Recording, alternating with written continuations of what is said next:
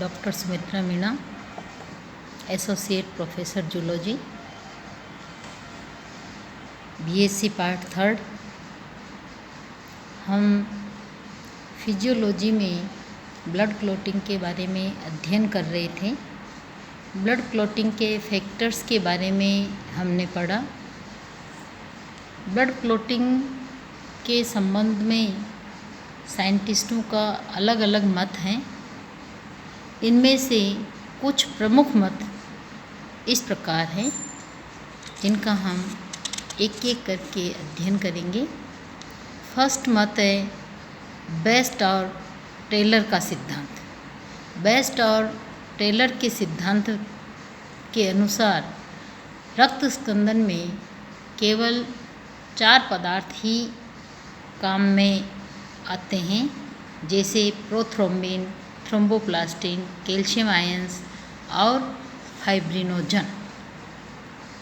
ये 4 पदार्थ ही blood clotting के लिए उत्तरदायी हैं। इनमें से प्रोथ्रोम्बिन जो है लीवर का उत्पाद है। इसका निर्माण लीवर में होता है और ब्लड में इसकी बहुत कम मात्रा जो है वो उपस्थित होती हैं। फाइब्रिनोजन विलेय अवस्था में कैल्शियम आयंस और प्लाज्मा में पाए जाते हैं और थ्रोम्बोप्लास्टिन ऊतकों से प्राप्त होता है। रक्तवाहिका में ब्लड की क्लॉटिंग नहीं होती हैं, क्योंकि रक्तवाहिकाओं में एंटी थ्रोम्बिन पाया जाता है। एंटी थ्रोम्बिन एक एंटीकोएगुलेंट है जो ब्लड क्लॉटिंग को रोकता है और ये एंटी थ्रोम्बिन थ्रोम्बोप्लास्टिन को बाहर नहीं आने देता है, जिसके कारण ब्लड क्लॉटिंग जो है वो नहीं हो पाती हैं। जब कोई टिश्यू क्षतिग्रस्त होता है तो प्रोथ्रोम्बिन जो है वो थ्रोम्बिन में परिवर्तित हो जाता है। इस क्रिया के दौरान एंटी थ्रोम्बिन थ्रोम्बोप्लास्टिन और कैल्शियम आयंस की उपस्थिति में न्यूट्रलाइज हो जाते हैं और प्रोथ्रोम्बिन एक्टिव थ्रोम्बिन में परिवर्तित हो जाता है।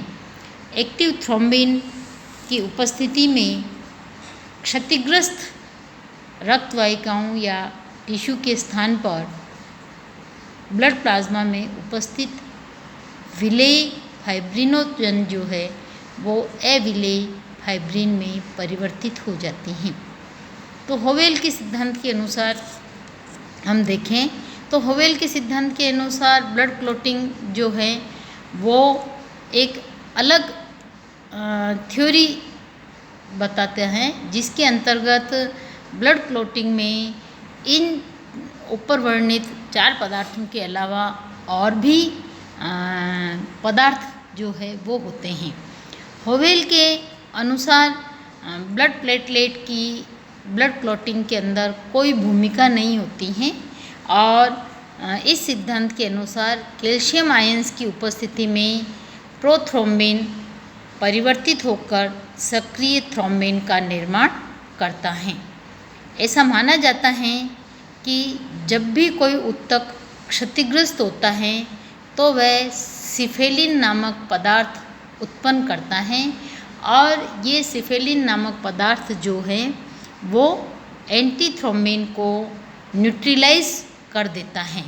क्षतिग्रस्त टिश्यू से सिफेलिन नामक पदार्थ उत्पन्न होता है। ये सिफेलिन एंटी थ्रोम्बिन को न्यूट्रलाइज करता है और एंटी थ्रोम्बिन को न्यूट्रलाइज करने के बाद प्रोथ्रोम्बिन जो है इनएक्टिव प्रोथ्रोम्बिन कैल्शियम आयंस की उपस्थिति में एक्टिव थ्रोम्बिन में परिवर्तित हो जाता है। यानी प्रोथ्रोम्बिन, कैल्शियम आयंस और एंटी थ्रोम्बिन मिलकर एंटी थ्रोम्बिन तो न्यूट्रलाइज हो जाता है सिफेलिन से और प्रोथ्रोम्बिन जो है वो थ्रोम्बिन में कन्वर्ट हो जाता है। इस क्रिया के लिए कैल्शियम आयंस जो है वो आवश्यक हैं। अर्थात सिफेलिन इंजर्ड टिश्यू से सिफेलिन एंटी थ्रोम्बिन को निष्क्रिय करता है अर्थात न्यूट्रलाइज करता है, उसके पश्चात प्रोथ्रोम्बिन कैल्शियम आयंस की उपस्थिति में ही एक्टिव थ्रोम्बिन में परिवर्तित हो जाता है। यह एक्टिव थ्रोम्बिन फाइब्रिनोजन जो विलेय प्लाज्मा प्रोटीन है उसको अविलेय प्लाज्मा प्रोटीन फाइब्रिन में परिवर्तित कर देता है। इसके विपरीत तीसरा सिद्धांत और है जो फ्लड और स्पाइरो के सिद्धांत के नाम से जाना जाता है। इस सिद्धांत के अनुसार ब्लड प्लेटलेट्स जो है उसमें एक प्रकार का एंजाइम होता है जिसको हम थ्रोम्बोकाइनेज कहते हैं।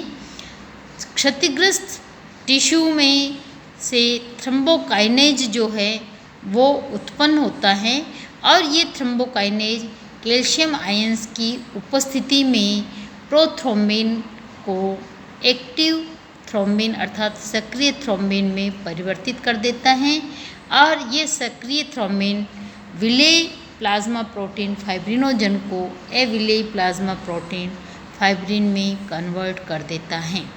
इस प्रकार तीनों सिद्धांत को हम देखें, फ्लड और स्पाइरो सिद्धांत, हॉवेल सिद्धांत और बेस्ट और टेलर का सिद्धांत, तो हम देखते हैं कि तीनों सिद्धांतों में एक मूलभूत समानता है कि प्रोथ्रोम्बिन जो इनएक्टिव अवस्था में रहता है ब्लड में, वो कैल्शियम आयंस और थ्रोम्बोप्लास्टिन की उपस्थिति में सक्रिय थ्रोम्बिन में परिवर्तित होता है और ये सक्रिय थ्रोम्बिन जो है विलेय प्लाज्मा प्रोटीन फाइब्रिनोजन को फाइब्रिन में परिवर्तित कर देता है, अविलेय फाइब्रिन में परिवर्तित कर देता है। लेकिन तीनों में कंडीशंस जो है इन्होंने अलग अलग दी हैं। बेस्ट और टेलर के अनुसार रक्त वाहिकाओं में जो है वो एंटीथ्रोम्बिन नामक पदार्थ उपस्थित होता है जो थ्रोम्बोप्लास्टिन को बाहर नहीं निकलने देता है, अर्थात थ्रोम्बोप्लास्टिन जो प्रोथ्रोम्बिन के एक्टिवेशन के लिए आवश्यक हैं उसको ये बाहर नहीं निकलने देता है एंटीथ्रोम्बिन। जबकि हॉवेल के सिद्धांत के अनुसार क्षतिग्रस्त टिश्यू से सिफेलिन नामक पदार्थ उत्पन्न होता है और ये सिफेलिन नामक पदार्थ जो है वो एंटीथ्रोम्बिन को न्यूट्रलाइज करता है। उसके बाद ही प्रोथ्रोम्बिन जो है कैल्शियम आयंस की उपस्थिति में सक्रिय थ्रोम्बिन में परिवर्तित होता है और सक्रिय थ्रोम्बिन फाइब्रिनोजन को अविलेय फाइब्रिन के अंदर परिवर्तित कर देता है। इसी प्रकार फ्लड और स्पाइरो के सिद्धांत में भी हम देखते हैं कि मूलभूत बात तो वही है, प्रोथ्रोम्बिन जो है वो थ्रोम्बोकाइनेज और कैल्शियम आयंस की उपस्थिति में एक्टिव थ्रोम्बिन में परिवर्तित होता है और एक्टिव थ्रोम्बिन जो है वो विलेय प्लाज्मा प्रोटीन फाइब्रिनोजन को अविलेय प्लाज्मा प्रोटीन फाइब्रिन में कन्वर्ट कर देता है। लेकिन इस क्रिया में थ्रोम्बोकाइनेज जो है वो चोट लगने पर ही ब्लड प्लेटलेट्स से उत्पन्न होता है, अर्थात चोटग्रस्त टिश्यू में ही थ्रोम्बोकाइनेज जो है वो उत्पन्न होता है। सामान्य तया ब्लड वेसल्स में और चोटग्रस्त टिश्यू जो चोटग्रस्त टिश्यू नहीं है अर्थात अनएंजर्ड टिश्यू के अंदर जो है वो थ्रोम्बोकाइनेज नहीं होता है। तो हम तीनों सिद्धांत की मूलभूत बात देखते हैं तो वो यही है कि प्रोथ्रोम्बिन जो है ब्लड क्लॉटिंग के दौरान एक्टिव थ्रोम्बिन में परिवर्तित हो जाता है। इस क्रिया हेतु सिफेलिन और थ्रोम्बोप्लास्टिन कैल्शियम आयंस और थ्रोम्बोकाइनेज में से कोई एक फैक्टर जो है वो उपस्थित होता है जिसके कारण प्रोथ्रोम्बिन एक्टिव थ्रोम्बिन में परिवर्तित हो जाता है और फाइनली थ्रोम्बिन जो है वो फाइब्रिनोजन को अविलेय फाइब्रिन के अंदर परिवर्तित कर देता है जिससे ब्लड क्लॉट होता है। ये जो ब्लड क्लॉट होता है ये स्टेबल नहीं होता है, इसलिए कुछ स्टेबल फैक्टर्स जो है वो फाइब्रिन क्लॉट को स्टेबिलिटी प्रोवाइड करते हैं और इस प्रकार एक प्लग बन जाता है जो ब्लीडिंग को रोकता है।